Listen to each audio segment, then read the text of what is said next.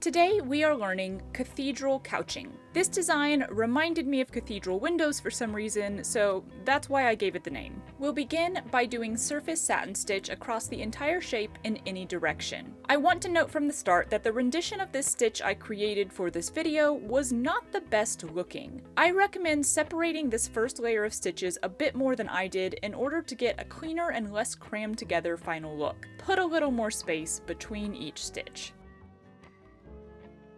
Next, we'll add a diagonal crossing layer of threads, with about the same amount of space between them as the first layer.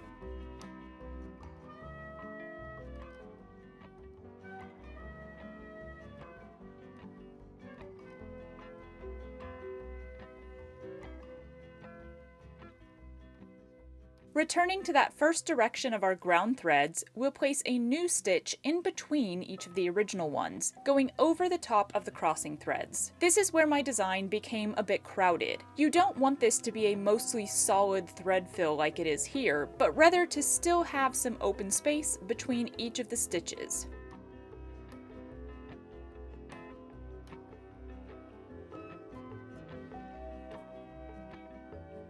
Our last step is some tacking stitches, which will be done in the perpendicular direction to the diagonal crossing threads. These small tacking stitches should be placed over the intersection of the top layer of threads and the crossing layer below them. Here's a much neater image for reference because this one's a little hard to see anything on. I find that playing around with different color palettes on this design can really alter the look, so try out some varied combos or maybe even go monotone to see how the texture stands out on its own.